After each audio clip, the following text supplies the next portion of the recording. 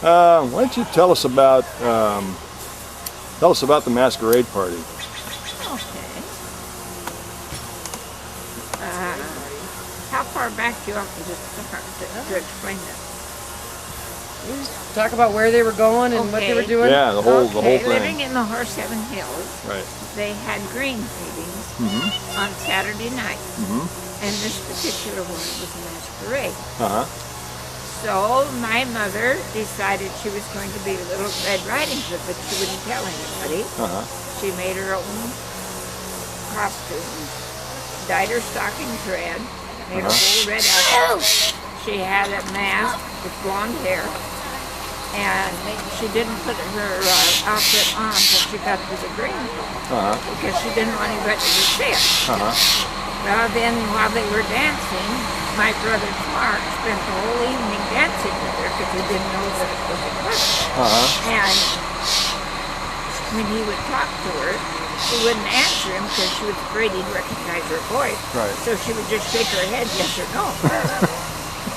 And then at the end of the dance, when it was time to eat, that was when they unmasked, and whoever you were dancing with, that's who you ate with. Right. Well, when she took her mask off, he was eating with his mother. Perfect. Yeah, not all evening long.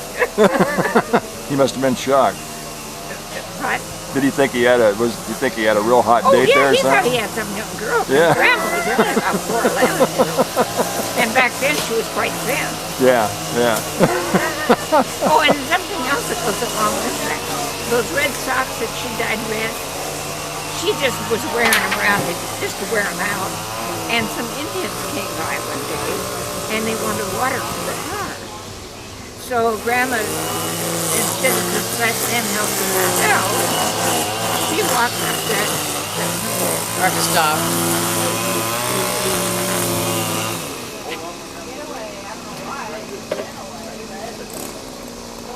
Did you tell to stop?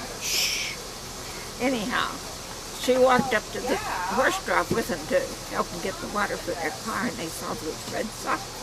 And they kept pointing at her legs all the way up to the horse trough. And finally, then they would, we couldn't understand them.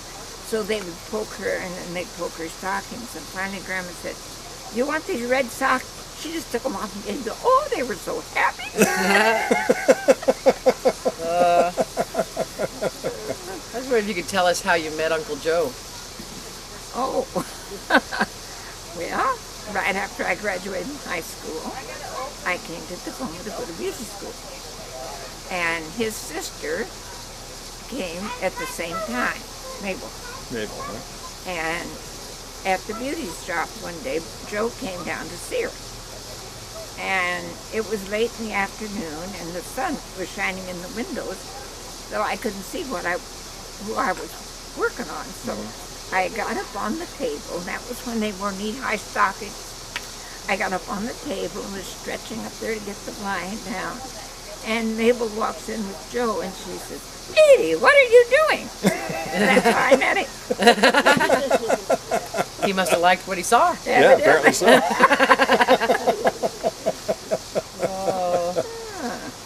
You told us once about gambling to see who was going to milk the cows or who was going to do the chores. Oh, no, Bernice loved to do the outdoor stuff, and I didn't. So I'd go out and see what the weather was like, and if it was cold or rainy, I'd go back in and I'd say to her, "I'll do the dishes and set the table and everything if you go get the cows," and she'd do it every time. Did Grandpa do something?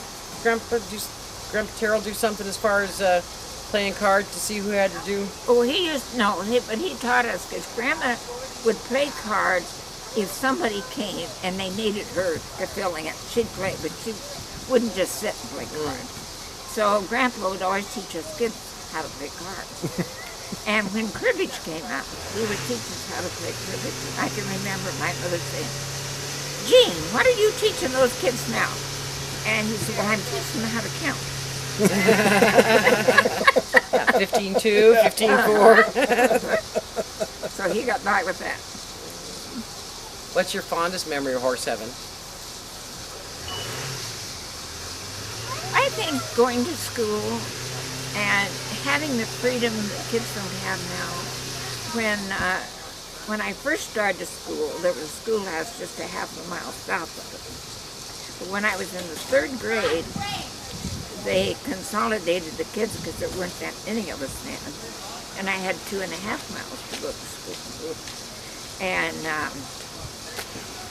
I think walking back and forth to school, and you'd walk by these coyote bends and see all the little babies and stuff. We thought nothing of it. The coyotes never bothered us. That's why I can't understand these people in the paper having such shit about a coyote. They don't attack you unless you bother them. Yeah. Never true. did. No. Heck. And now I'll tell you something funny about when I was in school. My teacher, we were all in one room. And you get so used to maybe the ones on this side reciting their lesson, you're over here studying, because when you're all in one room, you can't all recite at once, because you're different grades. Well, I was studying hygiene, and the other kids were chewing gum, and she was making them go up and spit it out. Well, I was studying hygiene, and I was studying about my teeth. I was finding them with my tongue, like my eye teeth like this. And I didn't know that the other kids had been chewing gum because I hadn't paid any attention. She comes over there and she says, Edith, what do you have in your mouth? I said, my teeth and tongue. And she made me go stand in the corner. And I didn't like that very well because my teeth and tongue was what I had in my mouth. So years later, after I graduated from high school, she came in the beauty shop to get a permit, and I was a comedian.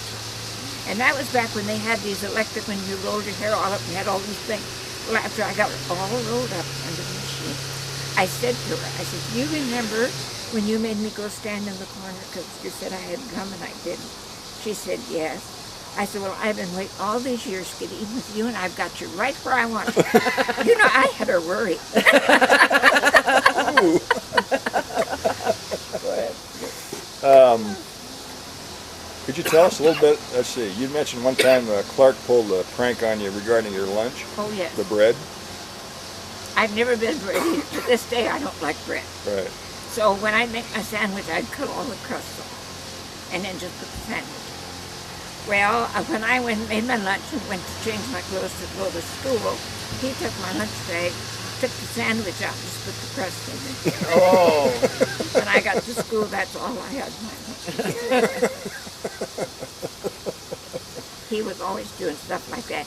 He sewed the seat of my pajamas, it was cold up there in the hills in the wintertime.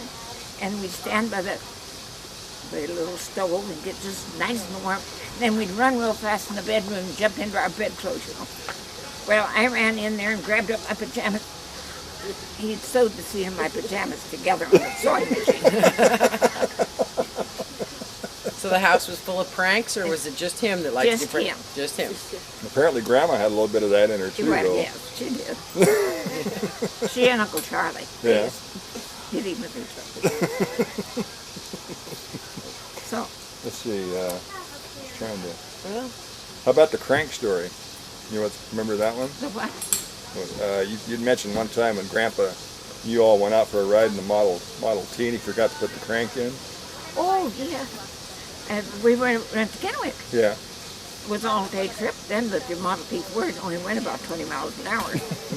And Grandpa, we were at Ralph and Aldo's, ate lunch out there on their parking strip, got ready to come home, and Grandpa, of course, had to crank the car. But instead of putting the crank in the car, he laid it down on the lawn. uh-oh. Started home. Well, the engine died on the way, and he got out to crank it and didn't have any crank. So Grandma Matthews and my mother was in the back seat, and Grandpa and I was in front. Well, we were on this side of the hill, and up here was Sam Root's place. So Grandpa said, well, I'll just go walk over there and borrow his crank. So we got over there, and Sam said something to Grandpa. He said, well, what'd you do with your crank? And Grandpa said, well, I got 2 of them sitting back there in the car, but they don't either one fit. They'd been really giving him the business. There you go.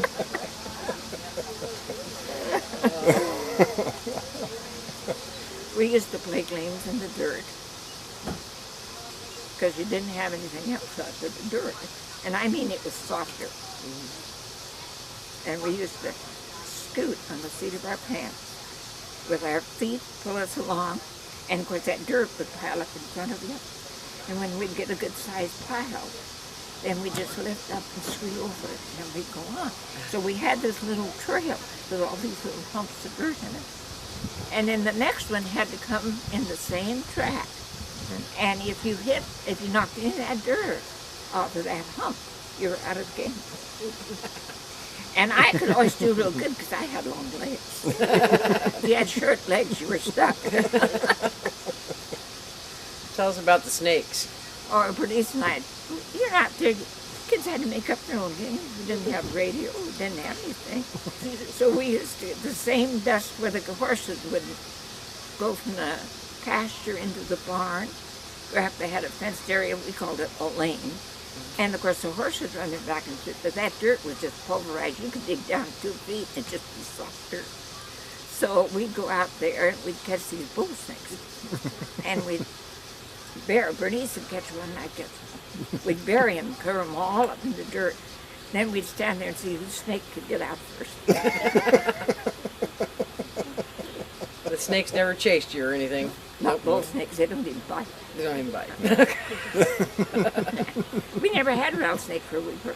No rattlesnakes out Henry there? Smith had them over to his place. But where we were, I don't think it was rocky enough. They liked the rocks. Well, that's a lucky deal. Bernice and I used to be really excited when we found a rock because it just wasn't rocky there. Mm-hmm. Lord. What about your brothers and sisters stick in your mind the most? Well, Everett was, my mother had the 3 boys, and 7 years later she had us 2 girls.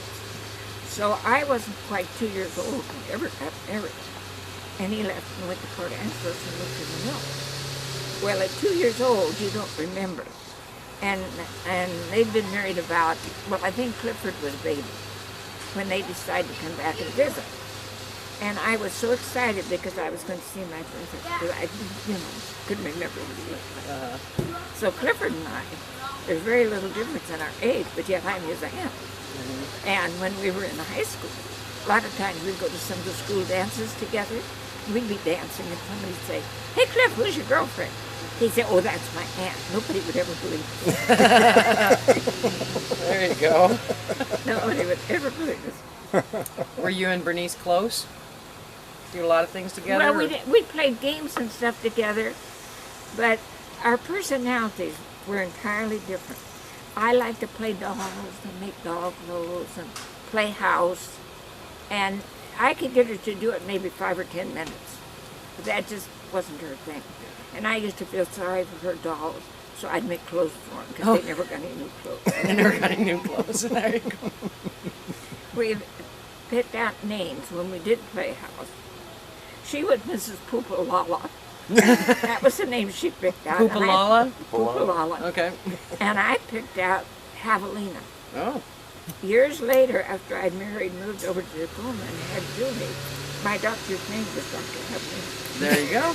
How about that? It's pretty good. I told him that story. He thought it was funny. It's Poopalina. Poopalala. Poopalala. Okay. That's I don't know where she got that. It's different. Yeah. Yeah. It's different. How about the, tell us about the visit of the Jehovah's Witnesses at Bernice's. Do you want me to? That's okay. Yeah. Yeah. Well, It's It's okay. It's okay. Bernice had a quick temper. Yes. Let's put it that way. Yeah. A short fuse. And we were over there, and Julie was just little. And Jehovah's Witnesses came to her door. And she didn't know it was them. And she went to the door, and when she opened the door and she knew what it was, she was going to shut the door, but they put their foot in the door so she couldn't shut it. And she says, "Get your goddamn foot out of my door or I'll break the damn thing." Well, Julie's eyes just kept She had a new word. scared her to death. She wasn't used to that kind of stuff. Did he leave? Yes, he did. Very quickly, probably. Yes, he took his foot out the door and he left. Do you remember your first boyfriend? Oh, let's see. I probably Earl Mogelson, I guess. What was that? Earl Mogelson. Okay. Remember Paul Richmond? Okay. It's his nephew. He lived over here on the coast. He come over there and spend the summer. And I guess probably that was the first person. Earl yeah, you had the tire store later on. In Kennewick. Yeah. Yeah. Uh-huh. Did you all ride horses up there, or? Oh, we used to go get ride out to get the horses, and you know, our pony was midget. We called him midget. He was all white, and he had been running in races, pony races. So when you were riding him along with somebody else, he had to be ahead. He would not let you have him behind. Even if it was just a nose ahead, he was happy. And when we used to go get the cows, and of course the other neighbor kids around there, we'd all gather together, and they always laughed because Midget had to be ahead. He was not happy. He had to be in the head. Did you fight over who got to be on Midget, because then you got to be ahead? No. Okay. No. You know, kids like to ride in the front seat of the car, so I just... No, that didn't make any difference. Okay. We had a mule, though. We had a mule that us kids could ride. And Grandpa wanted to get the cows one night, and I don't know, us kids were someplace, and the horse was out in the pasture, but the mule was there. So he knew us kids had been riding the mule, so he thought, well, he'd just go and get her. He couldn't get her out of the barnyard. Oh. She just stood there. She would not move. He pulled her head around till her nose touched her tail, and she just stood there. So he yelled for one of us kids, and we went out and got on her, and she took off. That's a mule for you. I don't know whether it was because he weighed more, he was heavier. I don't know. I don't know, but she would go for us kids, but she would not go for me. She just stayed there. I heard some story one time about someone riding a horse and it was real barn sour and it took off back home and whoever was on it, they ran into the barn door with it or knocked them off. Or... Oh, when our city relatives used to come out to visit us, they always wanted to ride the horse because they never got to do anything. Well, they had a hard trouble getting the horse to go. So us kids would lead old Midget out, and then we'd help him on the horse. And then, of course, Midget would come home, hard as he could come. And that was, he went right in the barn, and of course, scooted them right off with the barn door. Now, did I hear right that you were a pageant winner at one time? Yeah, for the rodeo. Rodeo? Can you tell us about that? I haven't heard that one. Yeah. Have you ever seen that picture of me in the outfit? Oh, you mean the... Cowboy boots and the whole bit. Oh, you know, I think I have seen that, but I wasn't sure with the significance of it. Yeah. Yeah. Ralph Nicholson brought a horse down to Kennewick and paid for its keep, and I'd go out there and I'd ride the horse around Kennewick. And this other girl that was running also, she didn't know one end of a horse from the other. And just before the end of they'd sell tickets. Different one. And just before it was time to shut off the tickets, this one fellow went and bought a whole bunch of tickets and put them in her name. So she won. Well, the day of the rodeo, the princess was supposed to come in first, carrying the American flag, and go clear around the arena. Well, she couldn't hang onto the saddle horn and carry that flag at the same time. So I got to do it. There you go. That was fun. And that was, where was the rodeo at? Kennewick. Kennewick, okay. About what year would you say that was? 1937. 1937. Almost out of high school, or out of high school. I was out of high school. Yeah, just about a year, huh? I was back from beauty school. Oh. I was working in Kennewick, in the beauty shop. Did you always know you wanted to go to beauty school? Yeah, I did, because even in high school, I was always fixing somebody's hair and missing my study periods because they had me down in the restroom fixing their hair. I made up my own way to make pin curls. And then when I came over here to go to beauty school, I started to make, and I used bobby pins instead of hairpins. And that was never heard of, it was all hairpins. Well, I was doing my own thing. But they didn't correct me at the beauty school, but when I took my state test, the girl said, what are you doing with the bobby pins? I said, make a pretty girl. And she said, you can't do that. I said, why not? And she said, oh, well, all right, let me see it. So I went in and did this woman's hair. She said, put her under the dryer and dry it. Now I want to see it combed out. I'm like, I don't know what I'm going to do, you know. But she passed me. She said they were okay. There you go. Somebody patented the idea later, years later, and made money off of it. Oh, There you sure. go. And I never even thought of such a thing. Yeah. They called them the Larry et Loop pin curls. Well, there you And go. they patented it, the idea. And that could have been you. It could have been. I never even thought about it. You went to Kennewick High School, and you graduated in what year? 1936. Okay. And you still go to the reunions. We had our 68. Probably have our 70th before long. And how many people from your class do you usually see there? Oh, there's about 7 or 8 of us. Very good. Several of the boys were killed in World War II.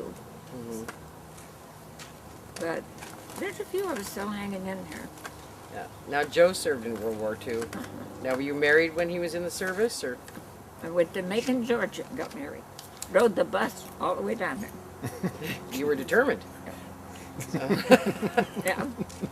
Got off that morning, and Joe was going to meet me, but as it turned out, they wouldn't let him off base, so he couldn't meet me. But he told me where he'd gotten a place for me to stay. So I thought, well, I'll get you something to eat. So I went to the restaurant, and the first thing, when I ordered my breakfast, she said, do you all want grits? I said, what's that? She looked at me like I was from another continent. I didn't know what grits were. So, was anybody else at your wedding? Did you have witnesses, or just you? Another girl that Joe had met at those dances that the Army, what they call them, CC's, Yeah. she came and stood up with us, and her mother came. And then a boy that Joe knew real well in the service, he stood up with Joe. And the minister's name was Johnson. And he told Joe that the Johnsons outnumbered the Smiths in World War I. So, He had his little facts down. yep. When did you join Eastern Star and all those kind of activities? 1969. Joe got interested in it before I did. Didn't think I wanted to just go there and sit.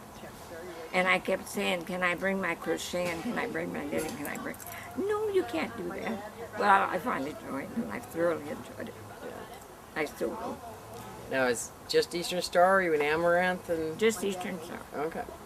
And you've been at the top of that how many times?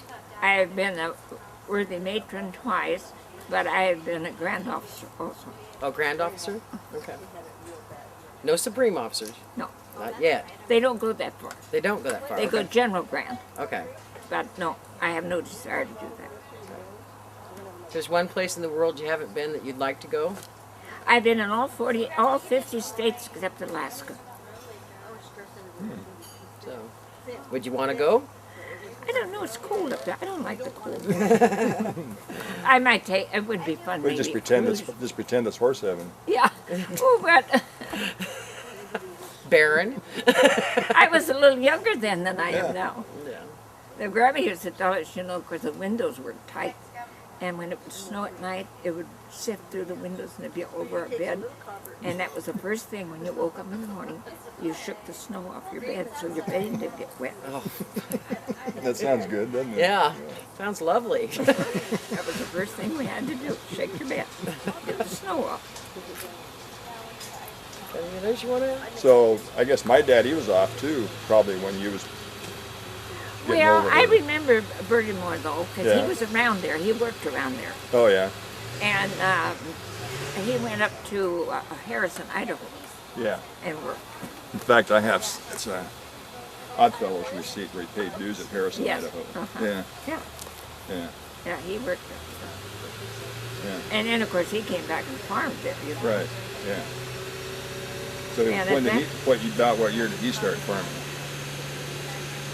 The 40s sometime?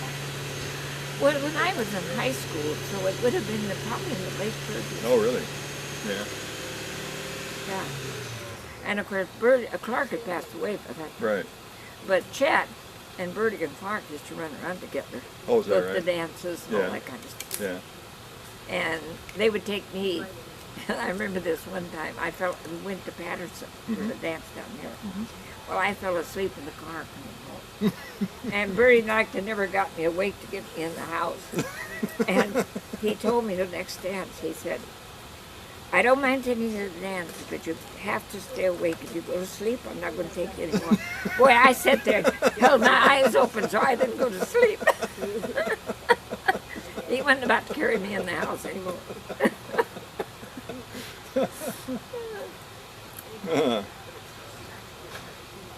But anyhow, it was fun. Yeah. Is there anything else that you can think of that might be?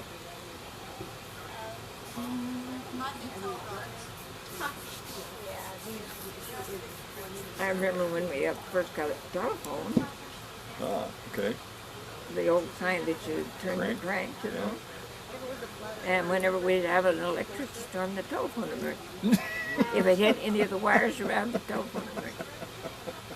And That's funny. when as I said, our city relatives would come out to visit us, if you'd, the first one, take, you know, those two little bells that are up on top of the phone that ring, that little thing go back and forth and make it ring. If you take a hold of those, and then take a hold of hands, and then the one up here would turn the crank on the telephone, the electrical shock, you hardly felt it, but it got stronger. And so we'd always put our cousins from the city on the end of the line. They never could understand how we could stand that when they couldn't. Messing with the city folks. That packed quite a wallet, probably. Depending on how many of us took hold of true. hands. Yeah, yeah. The farther down the line you get, the weaker it got. Yeah. Now, do you remember Ray Matthews, Ralph Matthews' boy? You know, I'm not sure I ever met him. Oh, I know of him. he I know lived there in Kennewick. Yeah. Well, he was just a little bit younger than me. And when the folks would go to town, we'd usually go up to their place and have lunch. And so Ray and I got real well acquainted. And when he got roller skates, that's how I learned to roller skate. I go down there and ride the bicycle and all this. Well, he wanted to come out to horse sevens. And they were very protective of him, but they finally let him come. He spent the whole week out there. Well, us kids used to get up on top of the barn to see where the cows were, so we know where to go. We'd get up on the peak of the barn. And we had this little trail. We'd take our shoes off, and we walk up. You could walk up in your stocking feet real easy. Sit on the peak of the barn, see where the cows were. Then we'd put our shoes on. And we had one little spot that we'd slide. Man, you could just, and the barn went this way, and then there was a little drop off and everything. We'd hit that, and we'd jump down, and then there was a haystack, and we'd jump off into the haystack. Well, we took Ray up there. And Ralph and Al, it was the day they came out to get him. And Al had to be standing in the kitchen, and then you could see the barn. And she saw Ray on top of that barn. She just about had a heart attack. Then when she saw him coming down the barn, I thought you were going to say he broke his leg or something. oh no. Oh, we didn't. By that time he'd been out there a week. He was well trained, just what to do. The family gets together now all the time, huge family gatherings. Was that the way it always was? The family always real close? At my mother's house. I don't know why, but she attracted people. Yeah. She really did. When they would have the Grange dances, and there was the schoolhouse right there south of us, when the dance was over, nobody went home. They came up to our place. And they all sat and played cards. And then when it get morning, in a minute, have to go milk the cows and stuff. My mother would fix breakfast for everybody. Wow. And that went on for years. Do you think your mother would enjoy this, what we do now? Yeah. Oh, she'd be the first one here, Yeah. And the last one leaving? and the last one leaving. So she'd be like you. Do you know my mother told Joe, asked her one time, I wanted to ride in the front seat because I figured she could see better because, you know, she was so short. And Joe said to her, do you get car sick? She said, yes, every time the car goes without me. I just imagined that she might enjoy this, so I thought I'd ask. Definitely. Definitely. Yeah. Yeah. She used to come here to spend the summers with us here in Tacoma. Yeah. Because it was too hot in Kennewick, so she'd go over and spend the summers with us. No, she rarely stayed home. She was always Oh, somewhere, always going someplace. Yeah. Yeah. Did you guys have a lot of the other relatives, the older relatives? Aunt Bertha and Uncle Thayer used to come see us every year. Uh-huh. And we went up to see Aunt Eva when she was in Harrison, Idaho. I remember that. I was about 5 years old, I guess. And that's when I got better acquainted with Rowena and Yeah. Hazel and Vera. Did you know Daisy at all, or was she gone before She you? was gone too soon before. Yeah, you don't remember her at all? No, because Era's older than I am. She died when Era was born. Oh, Grandma's oldest sister, Yeah. Aunt Daisy. Yeah. yeah. But you think did you tell me one time you think she's buried in the Horse Heaven Cemetery? Daisy? Aunt Daisy? Yeah, Oh, I would think so. yeah. There's no marker for her, Probably not, but I would say that she was. but I'm sure like there was a lot of probably wooden markers. Wooden at markers one that time probably that went have away. since It's been gone. deteriorated. Yeah. Well, Chet's mother was buried out there somewhere. Yeah. They never could find it. I tried to find some records on that cemetery one time. I was never successful. I have to try again someday. See if They somebody's probably got did. some. They didn't keep records back then like they do now. Yeah, that's probably true too. Do you know there was a post office in Horse Heaven? No, where? Do you remember the county wells were? Oh yeah. That's where it was. Oh, was that the county well? Oh, is that right? I'll be darned. I don't think I ever When heard that. I've got a letter that was, I don't know who sent it now. I'd have to look to my mother, and it's addressed Bessie Carroll, Horse Heaven Oh, really? post office. Didn't know. I didn't know. See, there are all kinds of things. That's we news to didn't- me. Yeah. Anything you'd want people to know that we haven't asked? I think I've done pretty good. I think you Yeah, I have. think so too. I think so too. Yeah, We appreciate it. yeah. We're gonna keep the family history this way. Well, part of it, yeah. Yeah. Thank you. I remember Grandma Matthews was always very particular about how she looked. She wouldn't go anywhere if her hair wasn't combed, or she had her makeup, her earrings, and everything like that. And that one picture I gave you, you still have Yeah, that? yeah, sure. She was sitting, Grandpa Matthews was half soling somebody's shoes, and he's sitting there, you know what's that thing they put the shoes over? He's sitting there doing that, and here's this little round ball there beside him. And what that is when they decided to take Grandpa's picture, they wanted her in it, and she wasn't about to because she hadn't combed her hair yet. She took her apron, and she just rolled up in her apron. She's there, but you can't tell who she is. Wasn't having any part of it. No, Chuck's got that picture. I think the only picture I have of her, she's feeding the chickens. yeah. Yeah.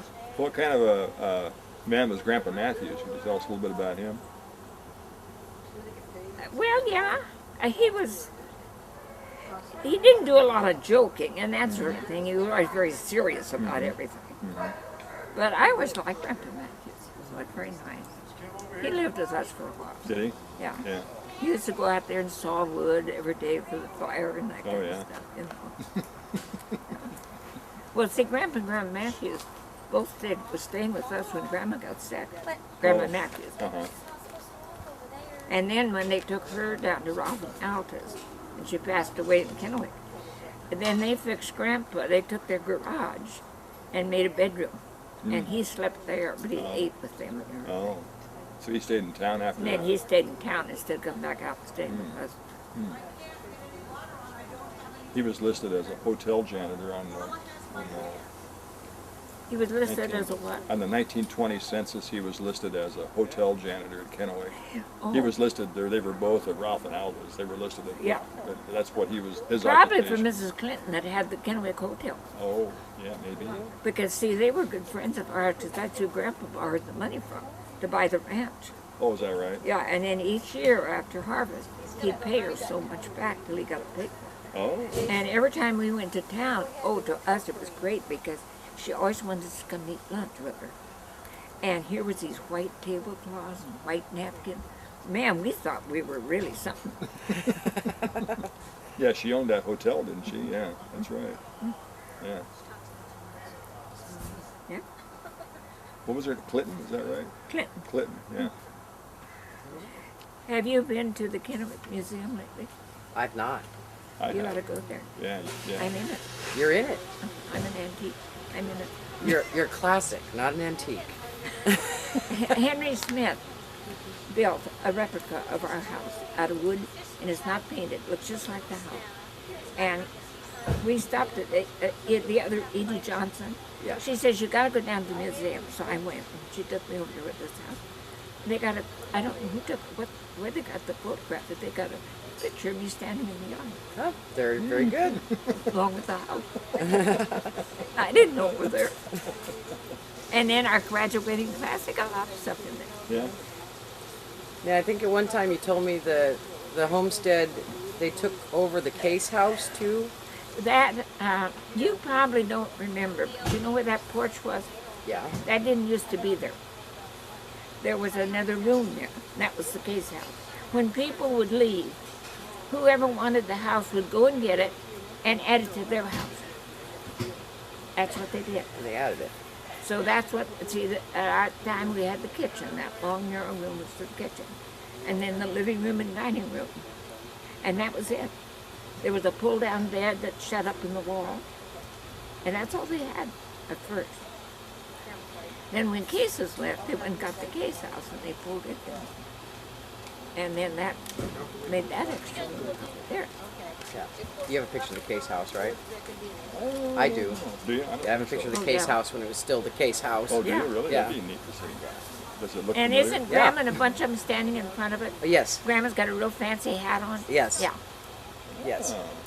So, Oh, was that the one that had a big group of people Yes. out in front? Uh-huh. Oh, I think I might know which one Yeah. you're talking about, yeah. Lonnie Was Case. Grandpa Matthews in it? Grandma? Probably. so they just up and moved, and our family took the house.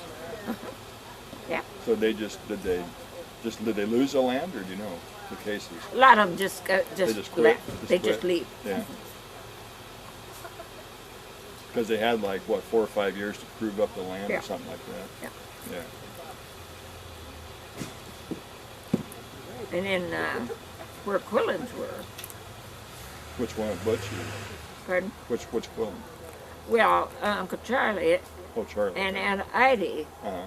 lived in a little bitty house there. When they lived in Wasn't Horsham. that just across from where Dale and Alice lived? Yes. Kind of just Yeah. across the road Uh-huh. almost, wasn't it? That's where Yeah, they lived. That's right. And they used to go to dances with us. I've heard that Charlie was quite a character. Oh, yeah. Was it you the one that was telling us that he would just argue with her just for the sake of getting her Oh, fired yeah. up? Grandpa and Uncle Charlie used to go back and forth all the time. Oh, really? You know, Grandma was so short. Yeah. And he told her one time, he said, I would think you'd have a cold all the time. And Grandma says, why? And he said, well, so much of you drags on the ground. Just stuff like that. So she got even with him one Yeah. time. Grandma could measure her arm's length on the broomstick. Oh, really? And then she could put that on her nose, and she could bend over backwards and put on the floor. Oh, yeah. She was real limber. And so she was doing that, and of course Uncle Charlie never could do that. Yeah. She got even with him one day. She said, I've got a new game for you. So she put these 2 pieces of paper on the floor, and she said, bend over and put one hand on each piece of paper. So he did. And then when he got all bent over, Grandma says, I suppose and you suppose your ass is higher than your nose. They were always after each other. Yeah. I don't remember him, of course. But I can remember going down to her house when she lived there on the Kennewick. Oh, you don't remember him? No. But I can remember going down to her house. I'm trying to think what he called Bertie. Charlie, you mean? Shorty Wiggle. Shorty Wiggle? Shorty Wiggle, because Bertie was short when he was little. He never did get very tall. No. Shorty Wiggle. Shorty Wiggle. Shorty Wiggle.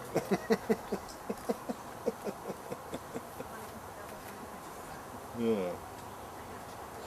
Well, we appreciate your time. Okay. That's fine. That's Unless what you want. I mean, feel free to, if you think of something else. I mean, I'm not, No, I don't think of anything. no. What? Where's everybody at?